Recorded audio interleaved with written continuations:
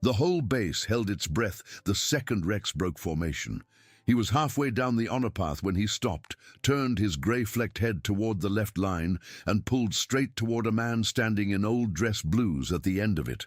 The ex-Navy SEAL bent down, pressed his forehead to the dog's ear, and whispered 3 words nobody was ever supposed to hear. Then his shoulders shook once and went still. Before we go on, drop a comment telling me what part of the world you're listening from, and hit subscribe so you never miss a story like this one. Craig Halsey had not planned on coming.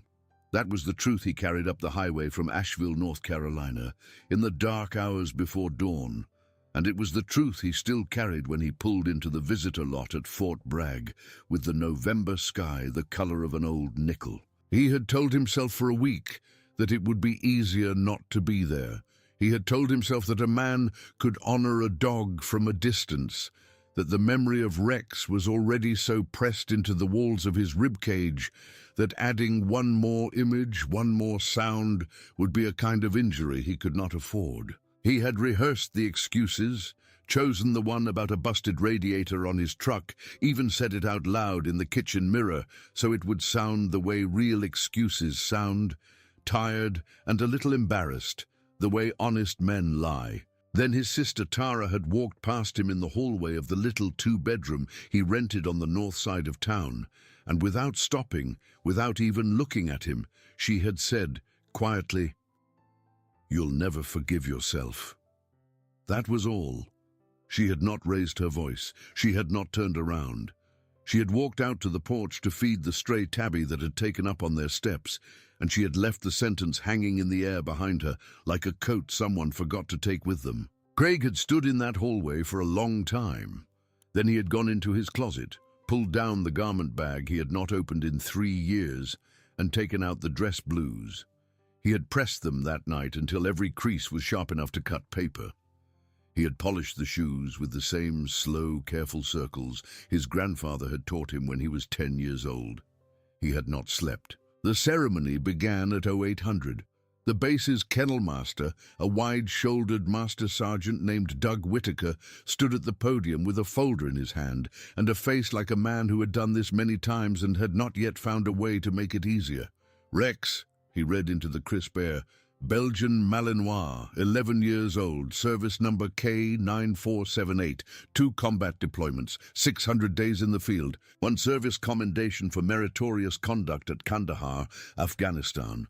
Assigned as patrol working dog, Fort Bragg, remaining 5 years of service. This morning, his contract with the United States Army is officially completed." He closed the folder. He looked out over the assembled formation and cleared his throat. 2 lines, he said. Path of honor, front and center. The soldiers moved. It was a beautiful, terrible thing, that movement. Over 100 handlers and dog teams and men and women from other units who had heard about a certain old dog and had asked, quietly, if they might be permitted to stand. They filed into 2 long rows, one on each side of the concrete path that ran from the kennel door all the way down to the open rear of the transport van. They came to attention. They lifted their chins. The wind moved through the pines beyond the fence, and somewhere a chow line bell rang and stopped, and the whole world seemed to narrow down to that path and the closed kennel door at the far end of it. Greg stood at the very end of the left line, closest to the van. He had chosen that spot on purpose. He had told himself that he wanted to be out of Rex's sight when Rex came down the path, that he did not want to complicate the walk with a face the dog would recognize, that it was better this way, that a dog was a dog and 11 years was a long time, and the smart thing was to let it be clean. He had told himself so many things. His hands, inside the pockets of his dress blues, were shaking so badly he had to hold them tight against his hips. The kennel door opened, and Rex came out. He came out slowly, the way he had learned to come out of anywhere in the last 2 years, with that stiff right hind leg swinging a little wider than the left, the way a man walks with an old knee. He wore his working vest, the one they had cleaned that morning, until the black canvas glowed, and the star patch on the shoulder caught the pale November light. His muzzle was more grey now than gold, and his ears, those tall, alert ears that Craig had first watched from the whelping box in Yuma, Arizona, when Rex was 14 weeks old, still stood up like the ears of a much younger dog. He walked the path with the quiet dignity of an animal who had been in rooms full of men his whole life and had learned to read those rooms the way other creatures read fields. He did not startle at the wind. He did not turn his head at the small sounds. He kept moving. Halfway down, he stopped. Craig felt it before he saw it, the change in the formation, the small collective intake of breath. He forced his eyes up. Rex was standing perfectly still in the middle of the path. His head had turned deliberately to the left. His nose had lifted just a hair, testing something in the air, and then, slowly, with the terrible patience of a creature who had already made up his mind, Rex began to walk again, but not down the path. He walked across it. He walked toward the left line. He came without hesitation, without stopping to ask permission from any human being in that yard, straight to the last man in the line. He walked up and pressed his broad head against Craig Halsey's thigh, and he leaned there and he did not move. The formation held. Nobody spoke. Master Sergeant Whitaker at the podium closed his mouth around whatever he had been about to say and let the silence take it. Craig had planned to stand at attention. He had planned to be a statue. He had planned every second of the next 5 minutes down to the way he would breathe. He forgot all of it. He took his right hand out of his pocket and put it very gently on top of Rex's head, and his palm remembered the exact weight of the skull, the shape of the crown of it, the small ridge where the fur made a whirl above the eyes, and he bent down until his face was close enough to smell the warm, familiar smell of the dog's ear, the dust and the shampoo and the old sun-baked leather smell of Rex's collar, and he whispered 3 words, only 3. He said them once. Then he closed his eyes. Nobody in that formation would ever know exactly what he had said. Some of them thought later they might have caught a syllable, a shape, the ghost of a phrase. Most of them agreed, when they talked about it that night in the mess hall, that it had been better not to hear. Some things did not belong to a crowd. They belonged to the man and the dog and the years between them. What Craig had said was 3 words. The same 3 words he had spoken every morning in the field, before a mission, in the low, quiet voice he used only with the dog, standing in the dark before the sun cleared the mountains, when it was just the 2 of them, and the packs on their backs and the road they were about to walk. It was the phrase Rex had learned to stand for. It was the signal that meant the work was done, and they were going home. It was, in the private language of a handler and his dog, the closing of a door. Good boy, done.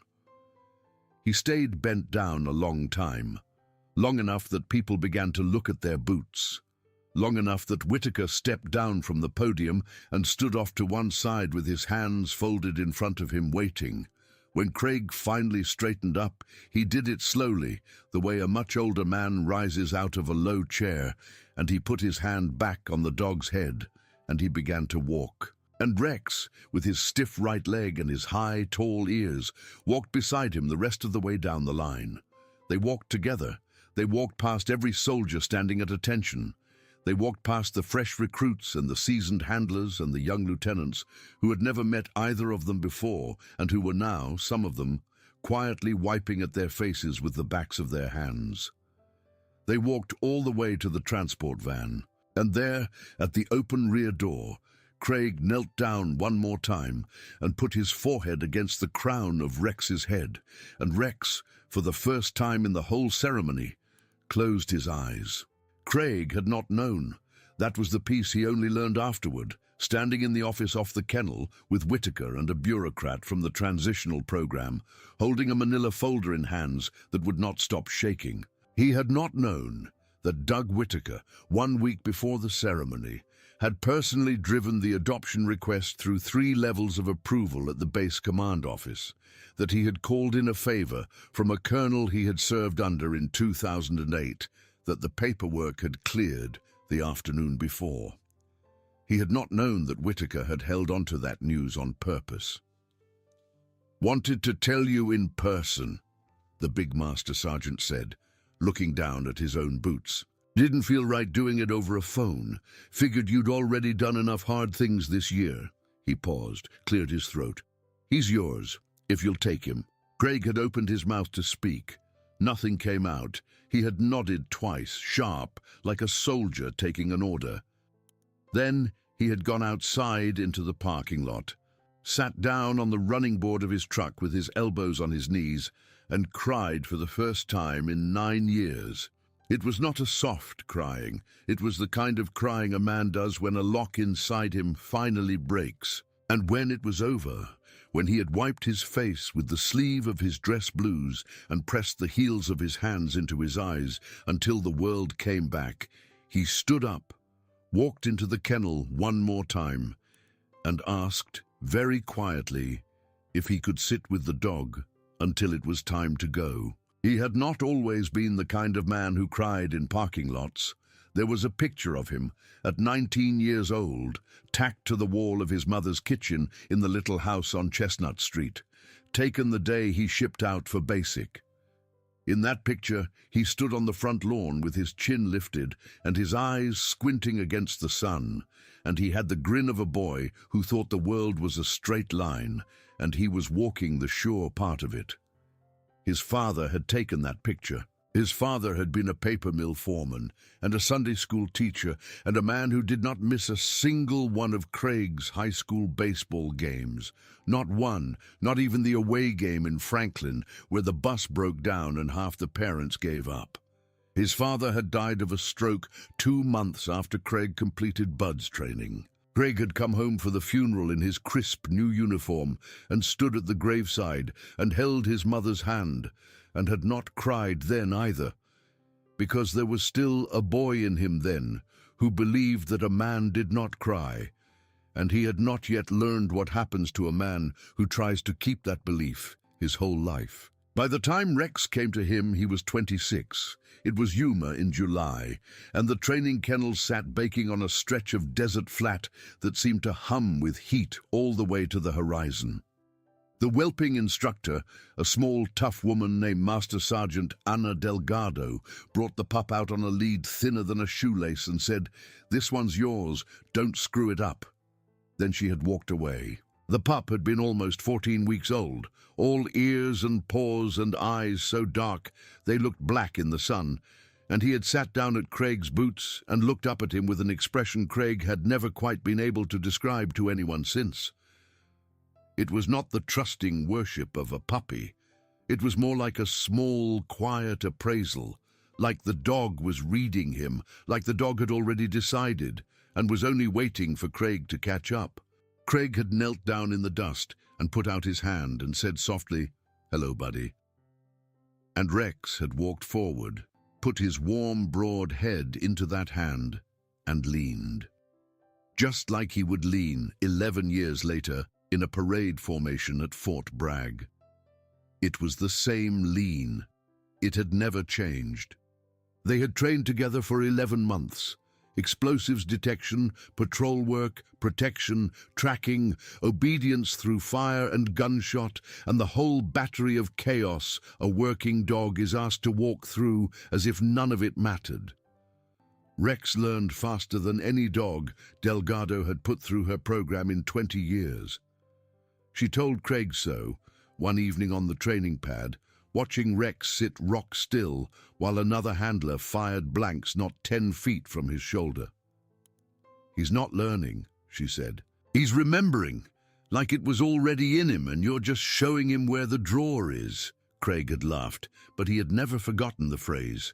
Sometimes, in the field, when Rex would do something that he had not been trained to do, some small piece of improvisation that saved a moment or turned a bad situation, Craig would think about drawers. Their first deployment was to a base outside Jalalabad in Afghanistan.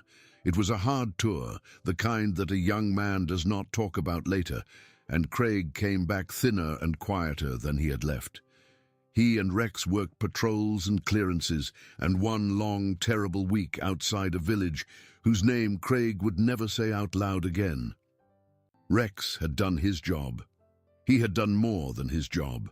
In one house, on the third day of that week, he had refused to enter a small back room, had planted himself in the hallway with his hackles up and a low sound coming out of his chest that Craig had never heard from him before, and it had turned out that the room had been rigged. The dog had saved 4 men that afternoon. Craig had been one of them. The commendation was written up later, filed with a stack of others. The second tour was Kandahar, and Kandahar was where the stiff right leg came from. It was a walking patrol at the edge of a market street on a bright, dry morning in April. The kind of morning that in a different country a man would have called beautiful. Craig had been on Rex's left, moving slow, watching Rex's ears the way he had learned to watch them, because Rex's ears told you more than any radio would. There had been a sound, a very small sound, high and sharp, like a stick breaking. Rex had turned his head, and his whole body had gone stiff, and in that half-second before Craig understood what he was seeing, the dog had done something no training had ever taught him. Rex had put himself between Craig and the sound.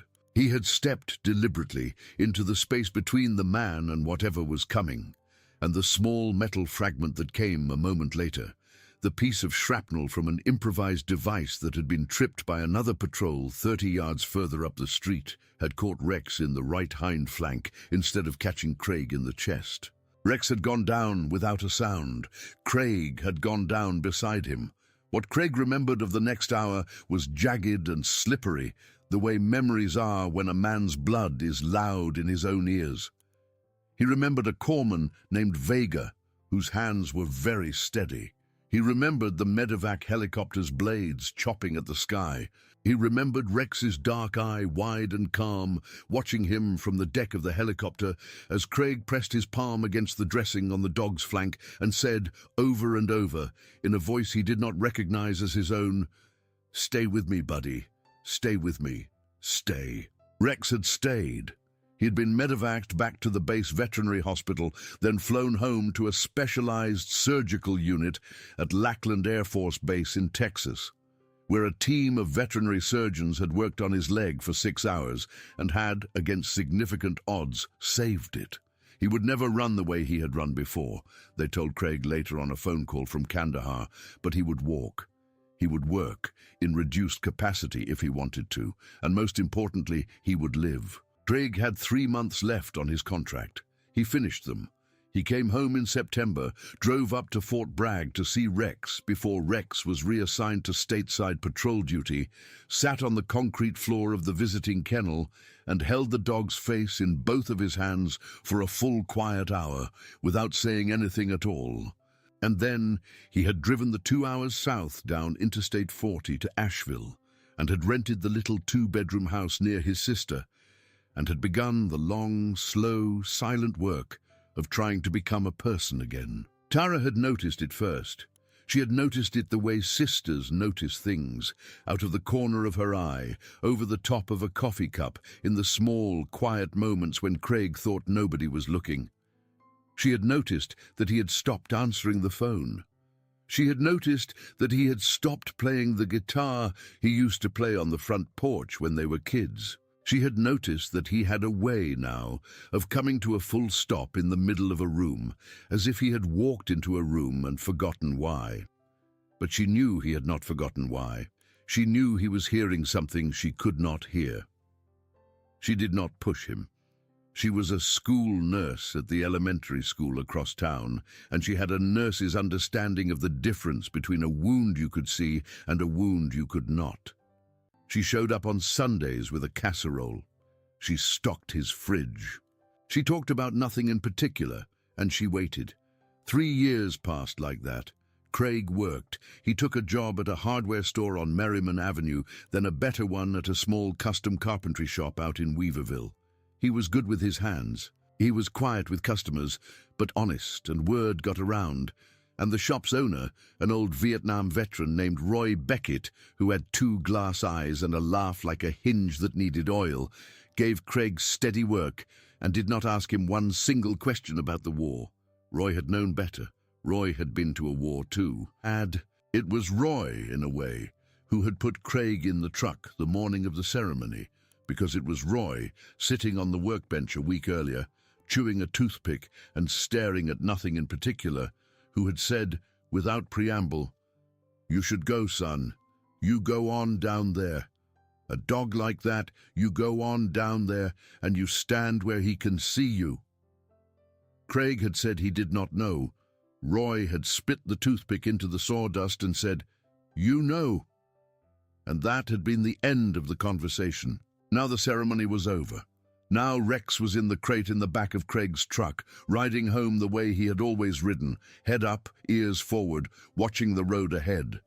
And Craig, gripping the steering wheel with both hands as he came down the mountain into Asheville and saw the town lights coming on in the early evening, felt for the first time in 3 years that the held breath in his chest had begun, very slowly, to let itself out.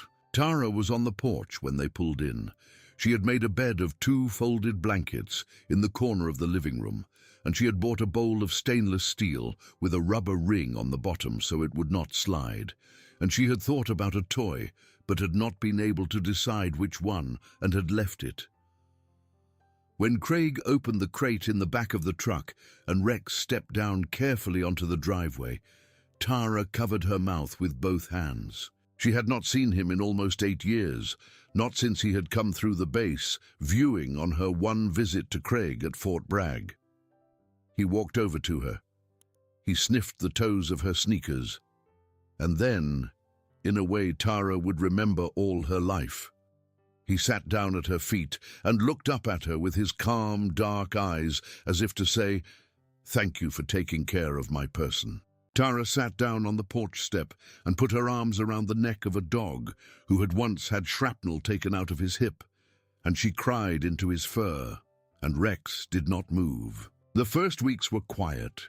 Rex learned the little house. He learned the yard, the fence line, the corners where the sun came through the pines in the afternoon. He learned Tara's schedule of Sunday dinners and Craig's schedule of 6 a.m. wake-ups. He learned to lie on the mat inside the front door of Roy Beckett's shop when Craig brought him along, which was every day, because Roy had said on the very first morning, "That dog goes where you go, and I don't want to hear another word about it." Roy had a habit of dropping a piece of a leftover sandwich into Rex's bowl and pretending he had not done it. Rex, out of some old kindness, always waited until Roy was looking the other way before he ate it. The 3-word phrase, "the whispered thing at the ceremony," had a story too, and Craig had not shared it with anyone, not even Tara. It came from his grandfather. His father's father, a wiry old East Tennessee man named Amos Halsey, had served in Vietnam as an army dog handler, one of the men who worked scout dogs on jungle patrols in that awful war. He had come home in 1971 with a limp and a silence of his own, and he had taken a job at a feed store in Hendersonville and lived out his years without much fanfare. But he had loved his own dogs, all of them, in the deep, patient way of a man who had once loved a working dog to the ends of the earth and back. Craig had spent every summer of his boyhood at his grandfather's little farm. Amos had taught him how to handle animals. And Amos had told him once, when Craig was maybe 11 years old, about the last morning he had spent with his own war dog, a German shepherd named Buck, who had been left behind in Vietnam when the handlers were rotated home. It was one of the great shames of that war, the way the working dogs had been abandoned when the units left, and Amos had never quite forgiven the country for it. He had described the way he had said goodbye to Buck. He had said, "I told him, good boy, done. Because you tell a working dog his work is done, son. You don't leave him wondering." Craig had not understood then. He had only remembered. The first time he had said it to Rex was in Yuma, at the end of their first training day. He had not planned it. It had come out of his mouth on its own. Rex had lifted his head at the sound, listened, and then had rested his muzzle on Craig's boot.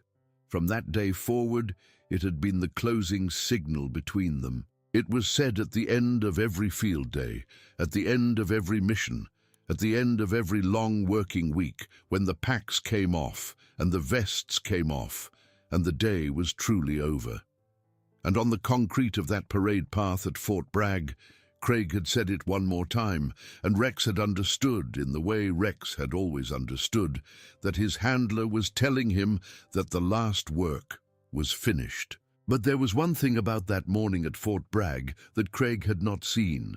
It was one small detail, a thing that Master Sergeant Whitaker discovered when he cleaned out the last of Rex's kennel gear that Sunday, and it changed the shape of the story in a way Craig would not learn about for another 6 weeks. Whitaker had opened the small storage bin at the back of Rex's kennel and had begun sorting through the last of the dog's things, the spare leads and the old chew toys and the folded liner from the training crate.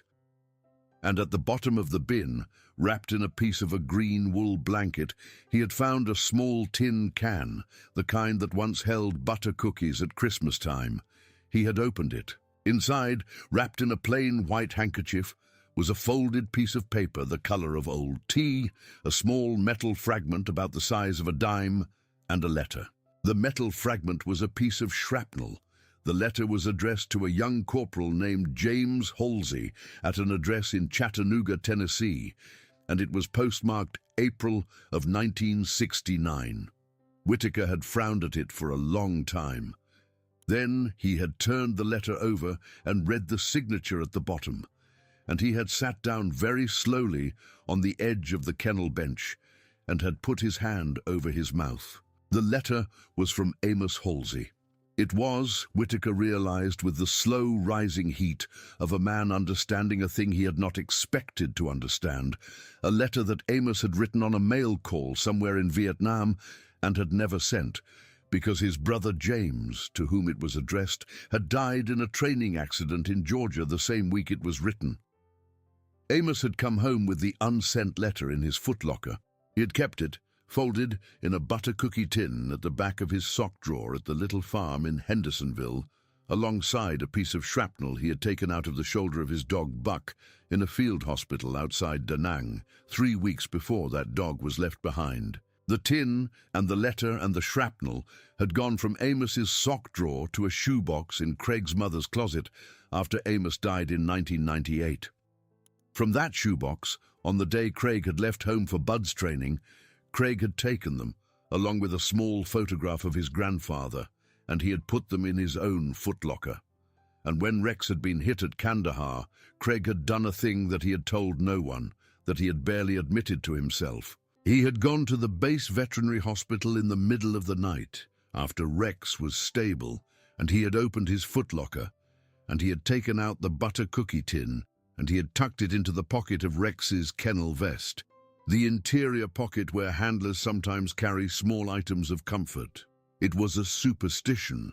It was not a rational act. It was the act of a young man who had already lost his father and his grandfather and had almost lost his dog, and who was reaching for something to hold on to with both hands. And the tin had gone with Rex, through the medevac to Lackland, through the surgical unit, through the reassignment to Fort Bragg, through 5 years of stateside patrol work. Nobody had ever moved the tin. Handlers came and went, kennel masters came and went, but the interior pocket of a working dog's vest is a private space, and nobody had thought to open it. Rex had carried, in the vest that he wore that November morning on the path of honor, the pieces of 2 wars and 1 unsent letter, and the private grief of 3 generations of Halsey men. Whitaker made a phone call.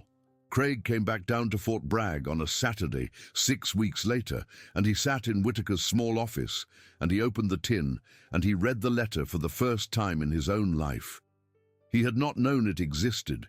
He knew Amos had kept the shrapnel. He had asked once, and Amos had said, "That's for another day, son." But he had not known about the letter.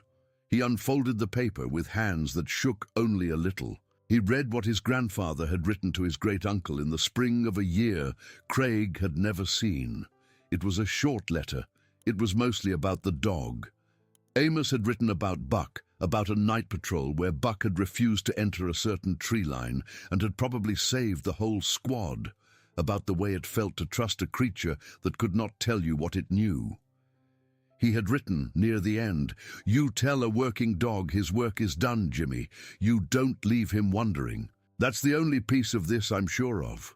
Craig had read the letter, and then he had folded it back up along its old creases, and he had put it back in the tin, and he had sat in Whitaker's office for a long time without moving.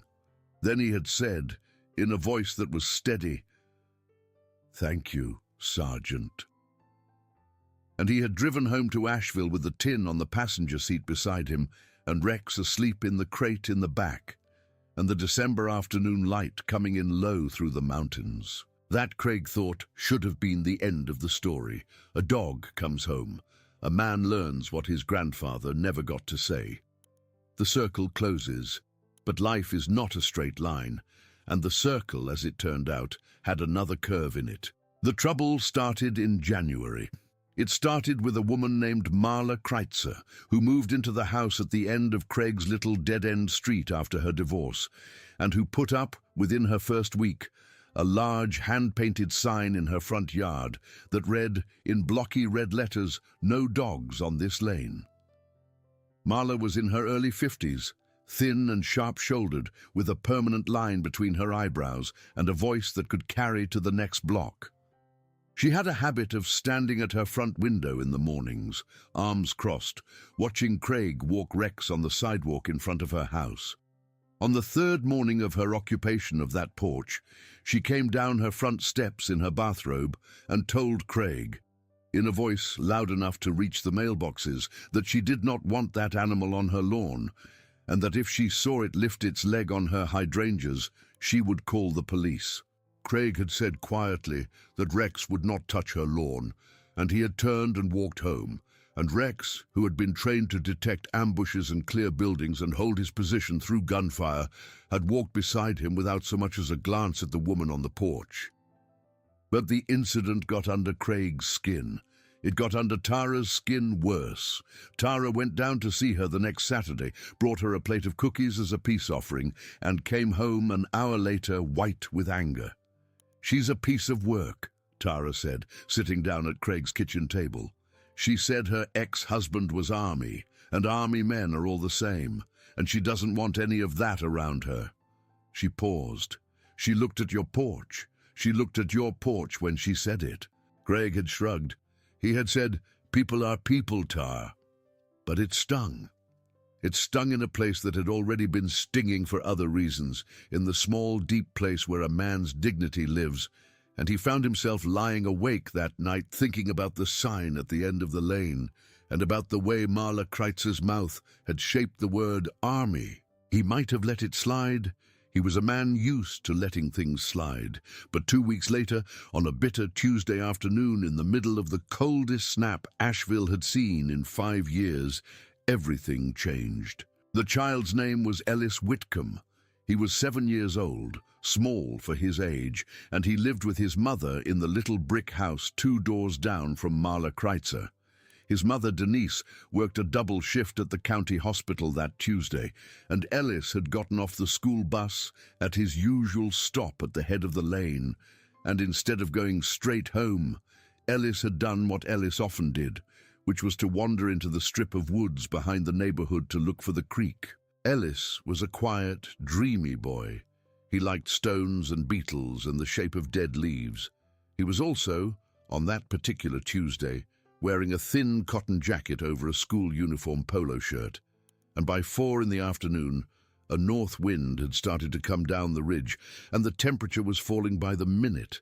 By 5, when Denise pulled into her driveway and realized Ellis was not in the house, it was down into the 20s. By 5:30, when the police cruiser and the sheriff's deputy pulled up in front of Denise's house, it was 19 degrees and dropping. Craig heard the sirens. He was in the yard, splitting a piece of firewood, and he stopped with the axe in his hand and listened. Rex, who had been lying on the porch, sat up. Rex's ears went forward. Craig walked around to the front of the house and saw the two vehicles at Denise Whitcomb's. And he saw Denise standing in the front yard with her hands pressed to her cheeks, and he walked straight over. He did not think about it. He had known Denise a little. She had bought a piece of custom shelving from Roy's shop the summer before, and he had installed it in her hallway on a Saturday afternoon. He knew Ellis. He had shaken the boy's small hand. The deputy was already on the radio. There was a search and rescue team on the way, but the team was 30 minutes out, coming down from Marshall, and the light was already going, and the wind was picking up, and a 7-year-old child in a thin jacket had maybe an hour, maybe less, before the cold began to do the thing that cold does to a small body. Denise was crying. Craig walked past her. He walked up to the deputy and said, "I have a dog. He was Army, tracking work." "If you'll let me try, I'll try." The deputy looked at him. Then he looked at the woodline at the edge of the neighborhood. Then he said, "Get your dog!" And Craig ran. He came back with Rex on lead and with Ellis's soccer cleats from the front porch, which Denise had shoved into his hands with shaking fingers.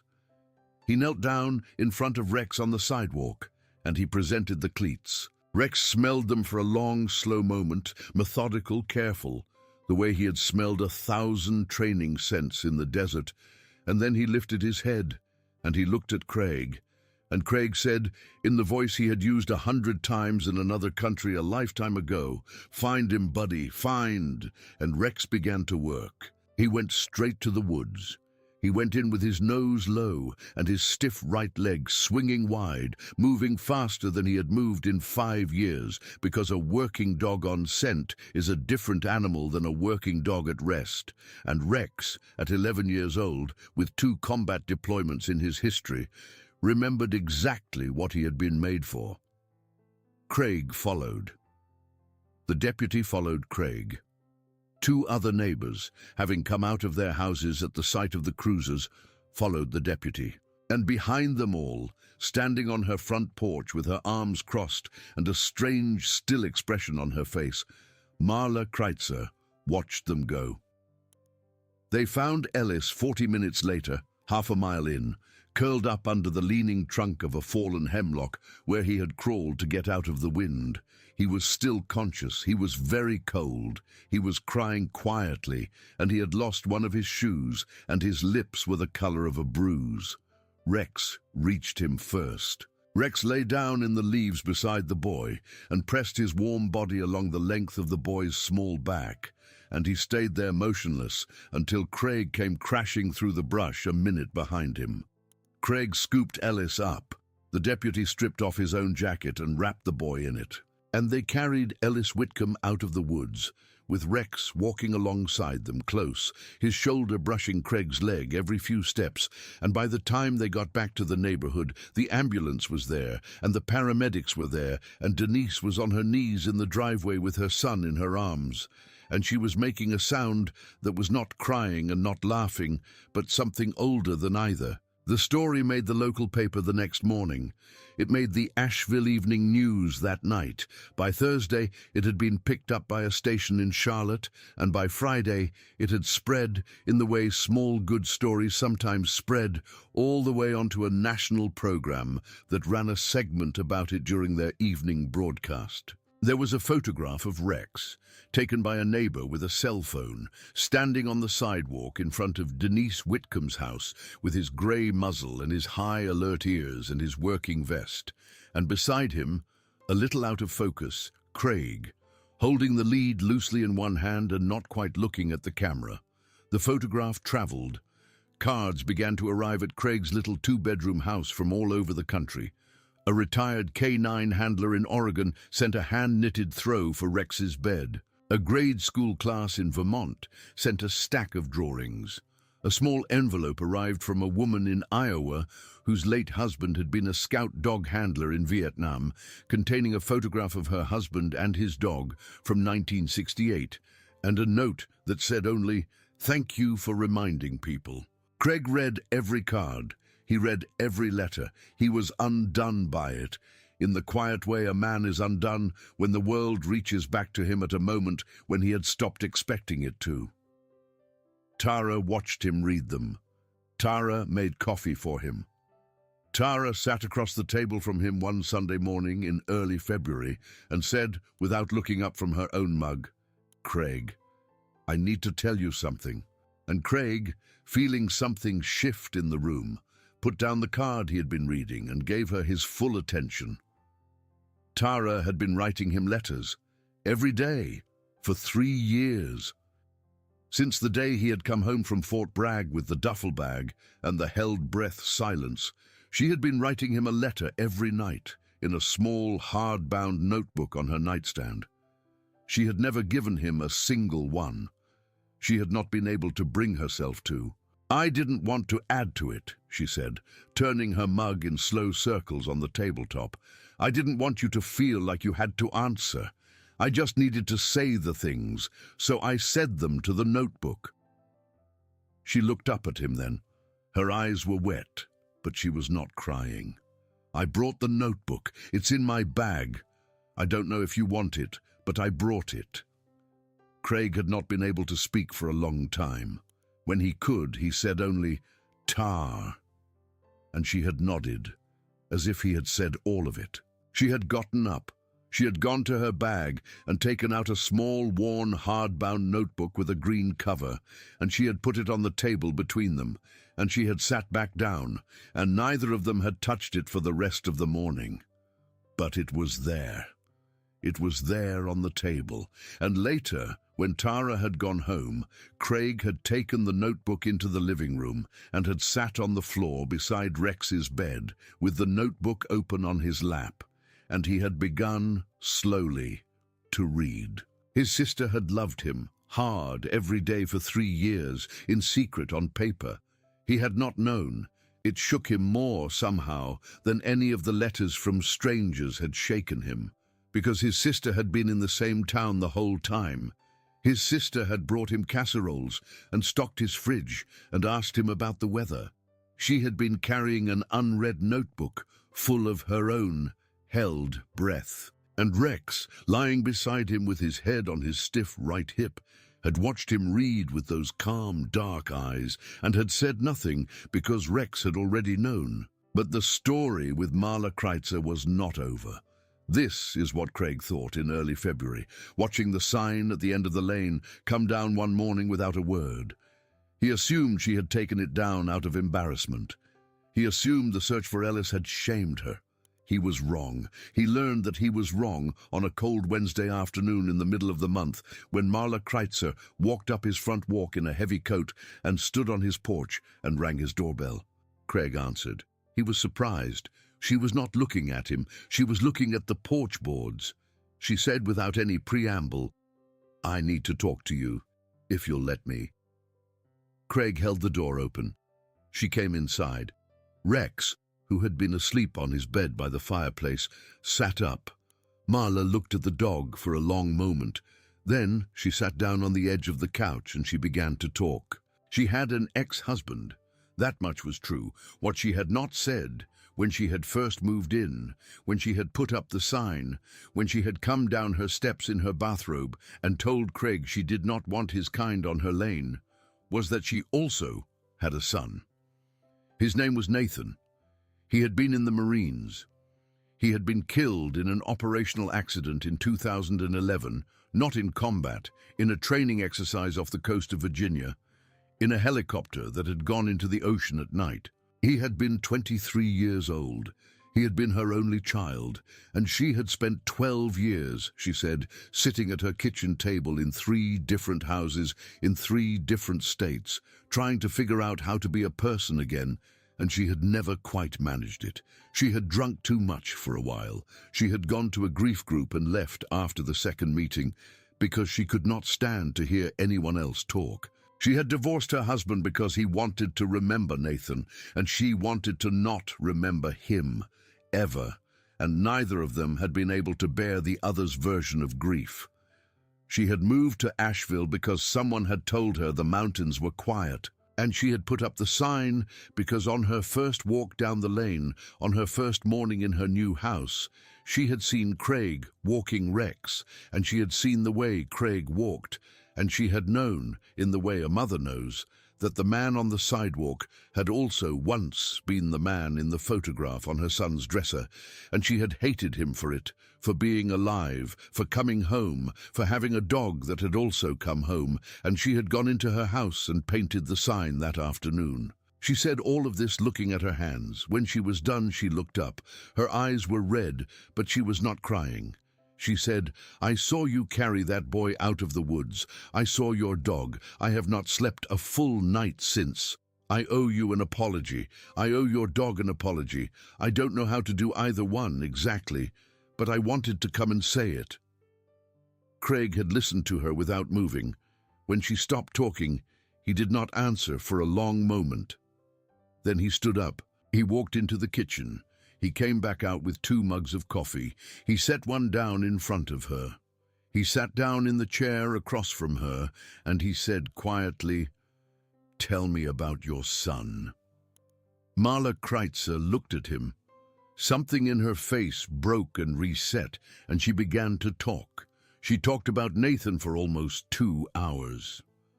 Craig listened. Rex, at some point in the middle of it, got up from his bed by the fireplace and walked over to the couch and lay down on the floor at Marla's feet. And Marla, without breaking the flow of her sentence, reached down and put her hand on his head and left it there. She stood up eventually, sometime after the 2nd cup of coffee. She said, "Thank you." She said, "I'm glad your dog came home." She walked out to her car. She drove up the street to her own house. Craig watched her from his porch until she was inside. Then he came in and sat down on the floor beside Rex and put his forehead against the dog's warm shoulder and did not say anything at all. March came in cold and rainy. Rex began to slow down. Craig noticed it the way a man notices a change in his own body, at first only in small things. Rex slept a little longer in the mornings. He took the porch steps in 2 hops now instead of 1. He hesitated sometimes before jumping into the crate in the truck. Craig watched. Craig did not say anything to Tara about it. He did not want to make it real by saying it. But he knew. The morning it became real was a Tuesday in the 3rd week of March. Rex would not eat his breakfast. Rex, who had eaten every breakfast set in front of him for 11 years without fail, walked over to his bowl, looked into it, looked up at Craig, and walked away. He went to his bed. He lay down. He put his chin on his paws. He looked, for the first time in Craig's life, like an old dog. Craig drove him to the veterinarian's office that morning. The vet, a soft-voiced woman named Dr. Reyes, who had been Rex's vet since November, examined him for a long time. She palpated his abdomen. She took blood. She did an ultrasound. She sat down with Craig in her small office, with Rex on the floor between them, and she said gently that it was a mass, that it was in the spleen, that at Rex's age, and with his particular combination of old injuries and reduced organ function, surgery was not a kind option, that she could give him medication for pain and comfort and time, and that, with luck and care, they might have weeks, maybe more, maybe less. Craig had known. Somewhere in himself, he had known since the morning Rex had walked past his bowl, but hearing it out loud from a good vet in a small, quiet office was a different thing than knowing it. Craig had thanked Dr. Reyes. He had put his hand on Rex's head. He had walked out to his truck. He had sat in the parking lot for 20 minutes, both hands on the steering wheel, not driving anywhere. Rex, in the passenger seat because Craig had not been able to put him in the crate that day, had sat with his shoulder pressed against Craig's arm and had waited. Craig had made a decision sitting in that parking lot. It was not a large decision. It was small and clear and simple. He had decided that whatever weeks Rex had left, he would give them. Not sit them out, not endure them. Give them. He had driven home. He had called Roy Beckett at the shop and had told him he needed the next month off. Roy had said, "Take 2." Craig had called his sister. Tara had come over that night with soup and a bag of small comforts, and she had sat on the floor beside Rex's bed for a long time, stroking his ears, and she had said at last, "He's had a good life, Craig. He has a good life." And Craig had nodded. The days that followed had a quality that Craig would remember for the rest of his own life. He rose early. He made coffee. He and Rex sat on the porch and watched the sun clear the ridge to the east. Greg drove out to the parkway some mornings and walked slow, short walks with Rex along an overlook, and they stood together and watched the mountains come up out of the mist, and Rex, though he moved carefully now and could not go far, would lift his nose into the wind and take in the scents of the pines and the wet earth with the same alert, attentive interest he had brought to every place he had ever been. In the afternoons, Craig read on the couch with Rex asleep against his leg. In the evenings, Tara came by, and Marla Kreitzer, who had begun to walk down the street to sit on Craig's porch some evenings, came by, and Roy Beckett drove up from Weaverville with a paper bag of chicken salad sandwiches, and the little house that had been so quiet for so long was not quiet at all. One afternoon in the second week of Rex's decline, a small package arrived in the mail. It was from Ellis Whitcomb. It was a drawing, done in bright crayon on a piece of construction paper, of a boy in a red jacket sitting in the woods, and a dog beside him, and a man in a hat coming through the trees. At the bottom of the drawing, in careful block letters, Ellis had written, "Thank you for coming to find me. Thank you for being brave. Please tell your dog I love him." Greg had taped the drawing to the refrigerator, and he had shown it to Rex, and Rex had sniffed the paper with the slow, careful attention of a dog examining a scent from a friend, and had thumped his tail twice against the linoleum, once for each thanks. In the third week, Rex could no longer make it up onto the porch on his own. Craig lifted him. He was still a heavy dog, but Craig was strong, and he had lifted his dog before on beaches and in stairwells and out of helicopters. He lifted him now with the same care. He carried him up. He set him down on his bed. He knelt beside him. Rex looked up at him with those dark, calm eyes, and Craig said, "You did such a good job, buddy. You did the whole thing. You did everything." Rex thumped his tail once, only once, but he heard. The end came on a Sunday morning in early April. It came gently. It came the way a good passing is supposed to come and so rarely does. Rex woke at his usual time. He ate a small breakfast, softened food, all of it. Craig helped him out to the yard. Rex walked around the perimeter of the fence line, slow, careful, his stiff right hind leg swinging its wide arc, his nose lifted. He smelled every corner. He came back to the porch. Craig carried him up the steps. Rex went to his bed. He lay down. Craig sat on the floor beside him and put his hand on the dog's chest. Rex closed his eyes. His breathing slowed. It slowed again. Then, quietly, without a struggle, without a sound, it stopped. Craig kept his hand on his chest for a long time. He said, in the voice he had used 1,000 times, quiet and steady and low, "Good boy. Done." Then he sat there. He sat there for a long time. Tara came over. Marla came over.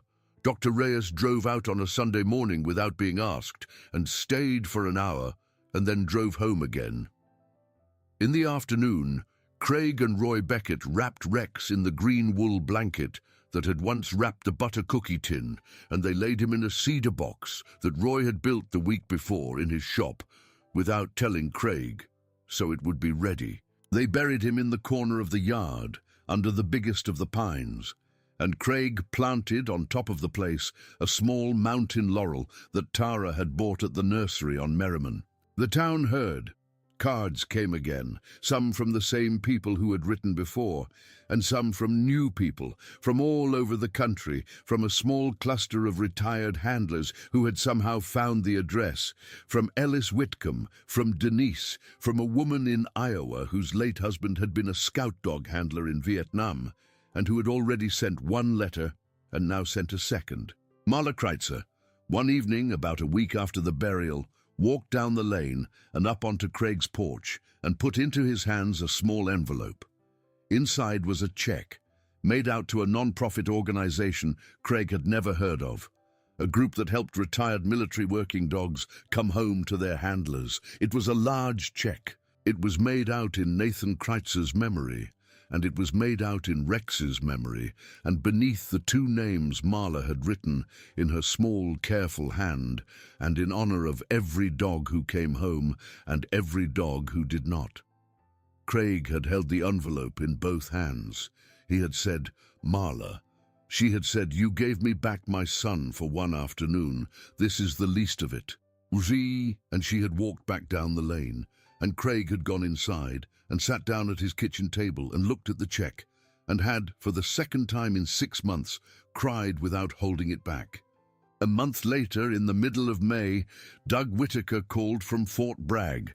There was going to be a small ceremony at the base, he said, a dedication. They were putting a bench, a memorial bench with a bronze plaque on it, at the head of the path where the honor formation had lined up in November. It was Whitaker's idea. The base had approved it. The bench would be inscribed with the names of 6 working dogs who had served long careers and had earned their retirement, and Rex's name would be first. Would Craig come? Whitaker asked.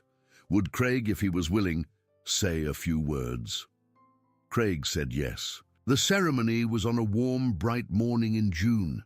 It was smaller than the retirement ceremony had been. There were maybe 30 people in the yard behind the kennel. Whitaker stood at a modest podium. The bench had been set at the head of the concrete path, exactly where the honor lines had begun. It was made of oak. It had a bronze plaque. On the plaque were 6 names, and beneath the 6 names, in slightly smaller letters, was the phrase Whitaker had chosen.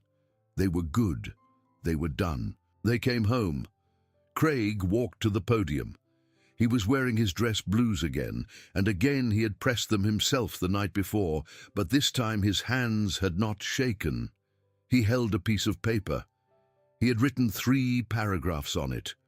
He did not read them. He looked out at the small crowd, and he saw Tara in the front row with her hand over her mouth, and he saw Roy Beckett standing with his hat over his heart, and he saw Marla Kreitzer, who had driven all the way down with Tara, sitting very straight with her chin up, and he saw Ellis Whitcomb with his mother Denise, because Denise had asked if she could come, and Craig had said please. Craig folded the paper. He put it in his pocket. He said, in a voice that carried across the small yard without needing to be loud, "I want to tell you a story about my grandfather. His name was Amos Halsey. He came home from Vietnam in 1971.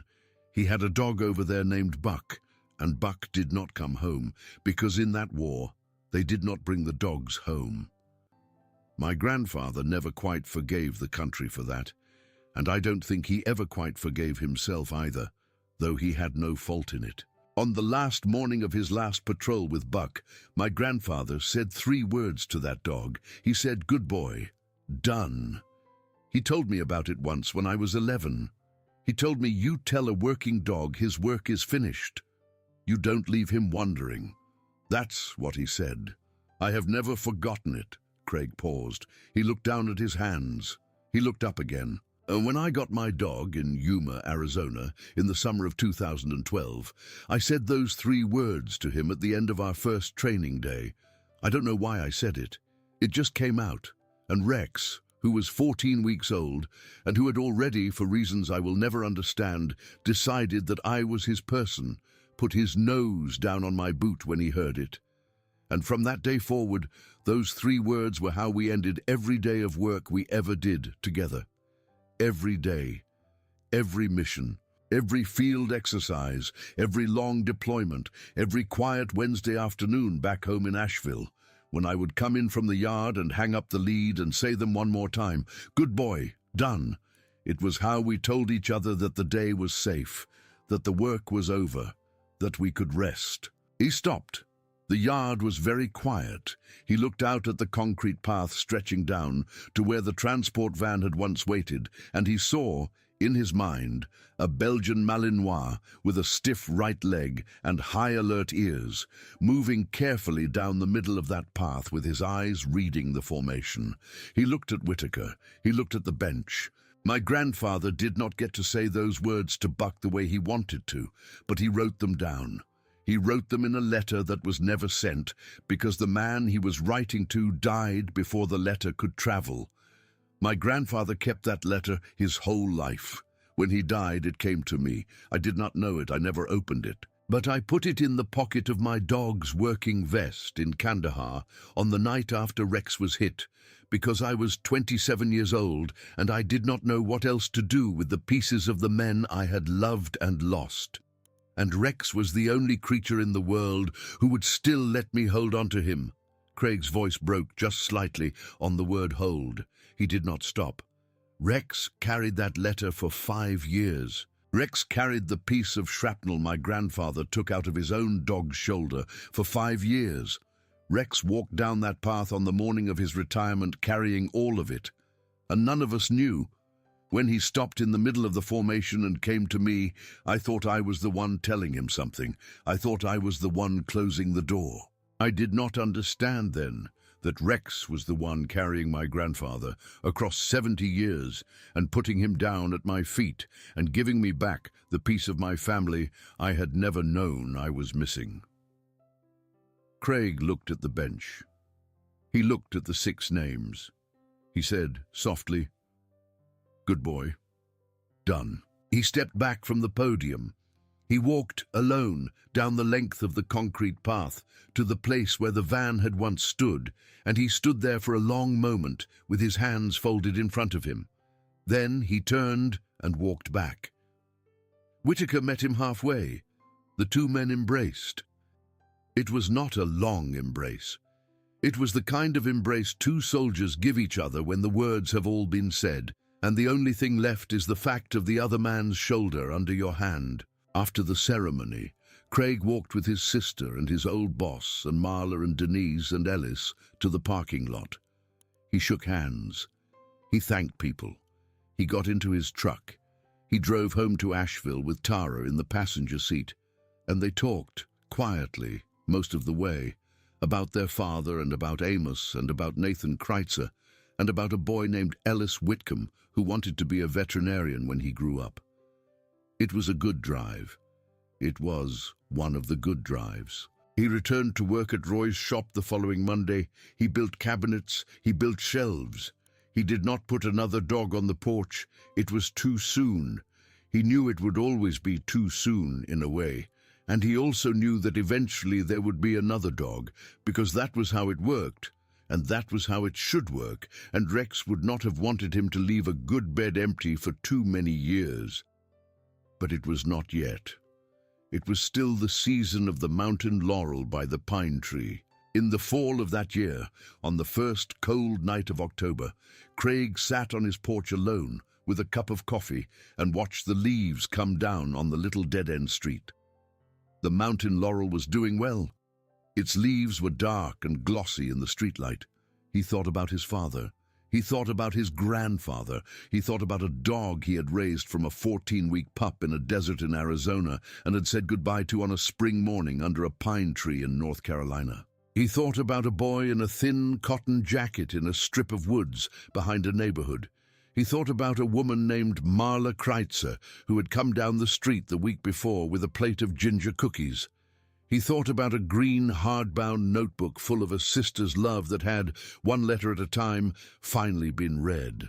He thought about a bench in a base yard in Fayetteville with 6 names on it that would sit there under the pines long after every one of the people who had stood around it that June morning was gone. He whispered it, once, quietly, into the fall air. Good boy. Done. He sat there a long time. He was not lonely. He was not sad exactly in the way a man is sad in the first year after a loss. That had passed slowly into a different thing, a quiet gratitude that he had not known he was capable of. He drank his coffee. He listened to the wind in the pines. And somewhere behind him, in the house, in the corner by the fireplace, where a green wool blanket was folded on top of the empty bed that he had not been able to put away, the small butter cookie tin sat on the shelf where he had placed it the night he brought Rex home from Fort Bragg, 7 months and a lifetime ago, holding the letter of a grandfather who had finally, at last, said goodbye to his own dog. Through the long, careful patience of a Belgian Malinois with a stiff right leg and high alert ears, who had carried the words all the way home. If this story moved you, take a moment to leave a comment about a dog or a person who taught you what loyalty looks like. Share this with someone who understands the bond between a handler and his dog, and subscribe to the channel so more stories like this one can find their way to you. Somewhere right now, a young handler is meeting a 14-week-old pup for the first time, and one day, if they are both lucky, they will get to walk each other home.